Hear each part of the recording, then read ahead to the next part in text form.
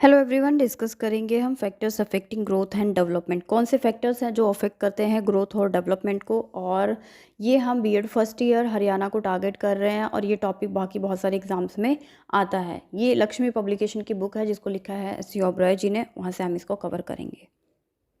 तो topic start होता है कि कौन से फैक्टर्स हैं जो अफेक्ट करते हैं ग्रोथ और डेवलपमेंट को। There is no doubt that person has physical development is deeply related to mental development, कि फिजिकल डेवलपमेंट मेंटल डेवलपमेंट से क्लोजली रिलेटेड होता है।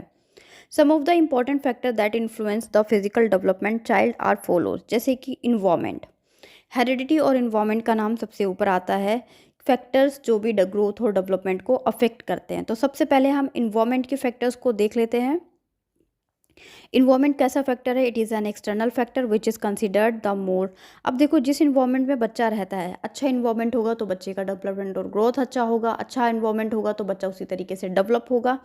लेकिन यहाँ पे बात हो जाती है कि कौन कौन से, जैसे कि मदर के गर्भ में आता है, माँ के गर्भ में जो बच्चे को डेवलपमेंट और जो एक इन्वायरमेंट मिलता है वो कैसा होता है? नेचुरल होता है, या फिर आप कह सकते हैं इंटरनल इन्वायरमेंट होता है।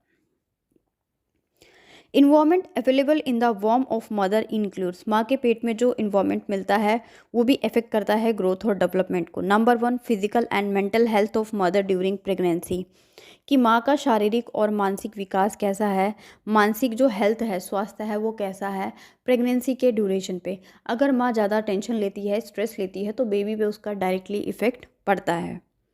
सिंगल चाइल्ड और मल्टीपल चाइल्ड, की बच्चा जो गर्भ में है, जो माँ के पेट में है, वो सिंगल है या फिर डबल है, मल्टीपल है। मतलब इसका क्या है कि सिंगल इन द सेंस कि सिंगल चाइल्ड है या फिर ट्विंस हैं। ठीक है। नेक्स्ट पॉइंट है डैमेज और एक्सीडेंट, और कि कभी ऐसा तो नहीं है कि जो मम्मी है वो प्रेग्नेंट है और उनका क्या है, एक्सीडेंट हो गया या कुछ और हो गया, कोई और मिस हैपनिंग हो गई है। Quality and quantity of nourishment, की जो फूड है उसकी क्वालिटी और क्वांटिटी कितनी वो ले रही हैं या नहीं ले रही। हार्मफुल रेडिएशन ऑफ द एम्ब्रॉय, की कोई हार्मफुल रेडिएशन तो नहीं पड़ रही एम्ब्रॉय के ऊपर। नॉर्मल और abnormal delivery of a child, एक नॉर्मल डिलीवरी हुई है या अबनॉर्मल डिलीवरी हुई है, ये सारी चीज़ें अफेक्ट करती हैं। Environment is an important factor that affect physical development of child. Physical मतलब शारीरिक, कि अच्छी जगह पे रहेंगे, living in neat and clean area, तो वहाँ पे जो डेवलपमेंट होगा वो बहुत अच्छा होता है। लेकिन आपने देखा होगा जो बच्चे स्लम एरियाज़ में रहते हैं उनका डेवलपमेंट और उनकी जो हेल्थ होती है वो बेकार होती है। एक राइटर हुए हैं क्रो एंड क्रो, वो क्या बोलते हैं? In the nature growth and development are the elements of environment are either helpful or obstacle, या तो ये बहुत हेल्पफुल होते हैं या तो ये ऑब्स्टिकल होते हैं, बाधा होते हैं, या तो विकास को ये बढ़ाते हैं या तो विकास के लिए बाधा होते हैं। इन्वायरमेंट अच्छा होगा तो विकास को बढ़ाएंगे, वृद्धि और विकास को, और अगर इन्वायरमेंट अच्छा नहीं होगा तो वो उसके लिए ऑब्स्टिकल हैं। Love and affections for the total physical development of child, love and affection work as a foundation, foundation की तरह काम करते हैं, मतलब कि नींव की तरह काम करते हैं। क्या? प्यार, प्यार मोहब्बत, अफेक्शन परिवारों में बच्चों से related. In case of non availability of love and affection in the family he remains disturb, result unbalance development of child. बच्चे को प्यार भी मिलना बहुत ज़रूरी होता है। कभी कभी जिन बच्चों के पेरेंट्स नहीं होते उनके अंदर वैसे ही चिड़चिड़ापन होता है, एग्रेशन होता है, और वो अनबैलेंस डेवलपमेंट की ओर चले जाते हैं। नेक्स्ट पॉइंट है point number 3, play and exercise for the development of adolescence, attention should be paid towards their sports and exercise etcetera, because of this also affects the child physical development. बच्चों के शारीरिक विकास को बहुत ज़्यादा affect करते हैं, कि अगर बच्चा खेलेगा नहीं है, एक्सरसाइज नहीं करेगा। इन टुडेज सिनेरियो आप देखिए, बहुत सारे बच्चे जो हैं वो हमेशा फ़ोन में लगे रहते हैं, लैपटॉप्स में लगे रहते हैं, तो उनका इसीलिए फिज़िकल डेवलपमेंट इतना प्रॉपर नहीं हो पाता। क्यों? क्योंकि खेलना, जो फिज़िकल एक एक्सरसाइज थी, वो सब ख़त्म सा हो गया है।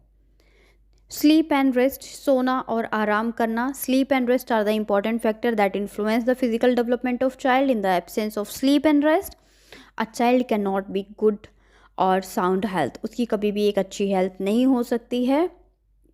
फूड, देखिए फूड जो है वो एक बेसिक कंपोनेंट होता है। विदाउट फूड तो बहुत सारा होता है। अब ऐसा नहीं कि खाने में खाना है तो कुछ भी खा लो, कुछ भी इन द सेंस, क्योंकि बिकॉज आपका पेट डस्टबिन तो है नहीं, राइट। तो एक बैलेंस डाइट खाना बहुत ज़रूरी है, एक रिच डाइट खाना बहुत ज़रूरी है, जिसको हिंदी में बोलते हैं संतुलित आहार।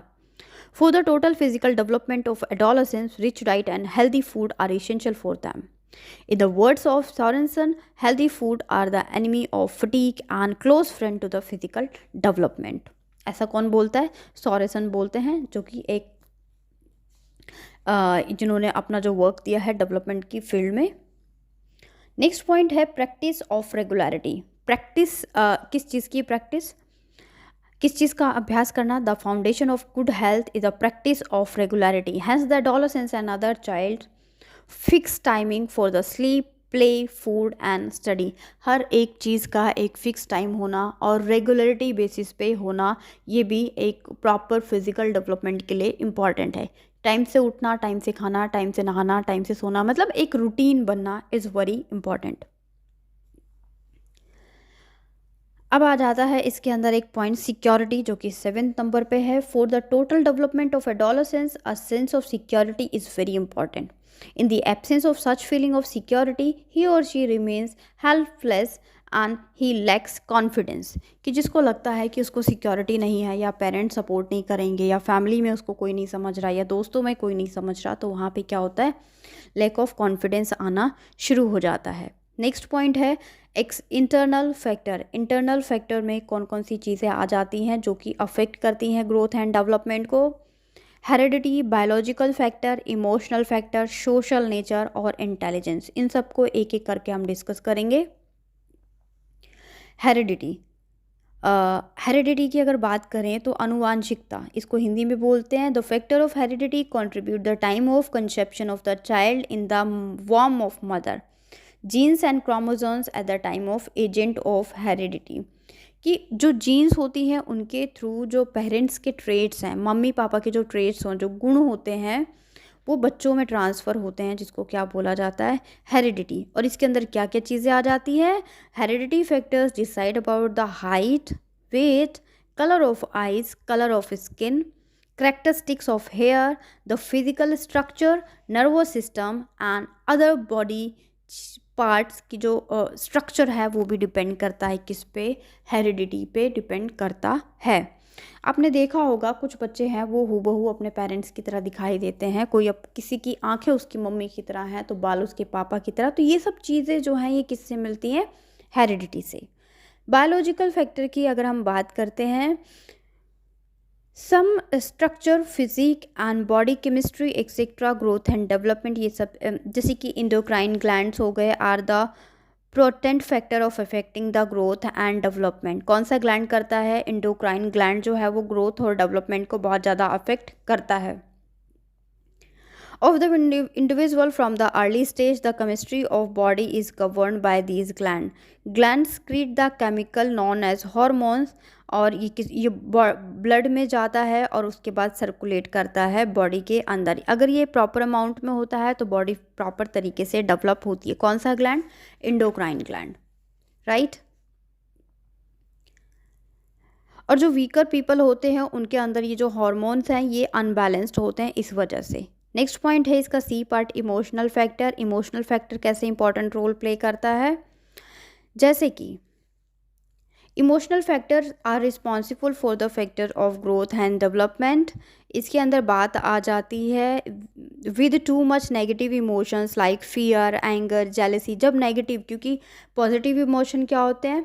लव, कंपैशन, ये सब पॉजिटिव होते हैं। तो जब नेगेटिव इमोशंस ज़्यादा हो जाते हैं तो ये भी बॉडी और डेवलपमेंट को, हेल्थ और डेवलपमेंट को, ग्रोथ और डेवलपमेंट को अफेक्ट करते हैं। In this aspect not control by the sure of the effect of the growth and development of a child and he may spoil his or her physical or mental health. क्योंकि जब नेगेटिव चीज़ें ज़्यादा होंगी तो उससे physical as well as mental health भी जो है वो अफेक्ट होगी। डी पार्ट है इसी का social nature. Adjustment can be achieve through the socialization as a long process. क्योंकि जो लोग सोशल नहीं होते उनका भी फिजिकल और डेवलपमेंट जो है वो डिस्ट्रैक्ट होता है।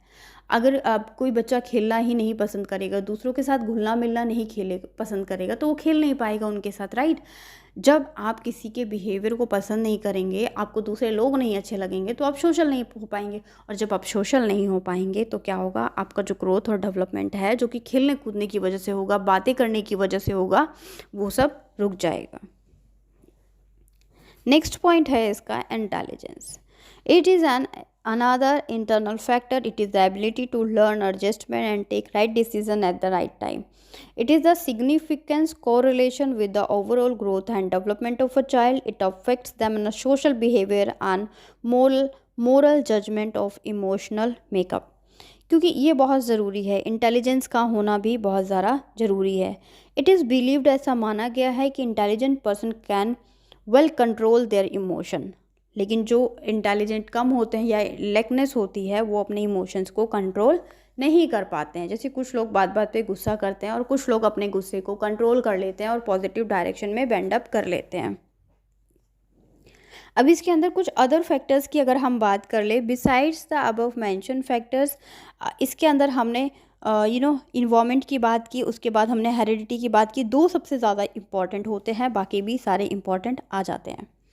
Some other factors like social, traditional, economic condition, family condition, climate, deformalities, accident, disease, secretion of glands, तो ये सारी चीज़ें भी इसके अंदर आ जाती हैं हेरिडिटी और इन्वायरमेंट के अंदर. तो ये जो टॉपिक था हमारा ये ख़त्म हो गया. बहुत बड़ा तो टॉपिक था नहीं कि कौन से फैक्टर्स थे जो कि किसको अफेक्ट करते थे. Physical factors affecting growth and development, जिसमें से आज हमने फिज़िकल डेवलपमेंट को अफेक्ट करने वाले फैक्टर्स की बात की है कि फ़िज़िकल डेवलपमेंट को कौन कौन से करते हैं. मैं आपको रिवाइज कर दूं. Number 1 environment, number 2 practice of regularity, 3 love and affection, 4 security, 5 play and exercise, 6 internal environment जिसके अंदर हमने ये ABCD डिस्कस किए थे, 7 sleep and rest, 8 other factors और 9 फूड. तो ये सारी चीज़ें नेक्स्ट वीडियो में हम डिस्कस करेंगे कि मेंटल डेवलपमेंट को कौन से फैक्टर्स अफेक्ट करते हैं, आफ्टर दैट इमोशनल डेवलपमेंट को कौन से फैक्टर अफेक्ट करते हैं और सोशल डेवलपमेंट को कौन से फैक्टर्स अफेक्ट करते हैं. उसके बाद हम प्रिंसिपल्स पे मूव ऑन करेंगे. Stay connected. वीडियो अच्छी लगती है तो लाइक करें और चैनल को सब्सक्राइब कर लें. Thank you so much.